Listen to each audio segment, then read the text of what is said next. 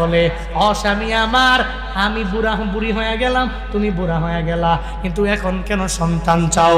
এখন কি সন্তান দিবে নাকি? যখন এই প্রশ্ন করে দিল, আমার মাওলা সঙ্গে সঙ্গে ইব্রাহিম নবীরে জানায়া দিল, ইব্রাহিম রে, আমি মাওলা মানুষ বানাইতে পারি, আমি মাওলা তোরে বানাইছি, তোর পুরা পরিবার বানাইছি, পৃথিবীর সব কিছু আমি মাওলা যেই আল্লাহ বানাইতে পারলাম, আমি মাওলা তোমার বৃদ্ধ বয়সে একটা ছেলে একটা মেয়ে দিতে পারি। হাজেরা ইব্রাহিম নবীকে যায় যায় বলে, ইব্রাহিম, স্বামী আমার, আপনি কেন আমার মাওলার দরবারে এই বয়সে সন্তান চান?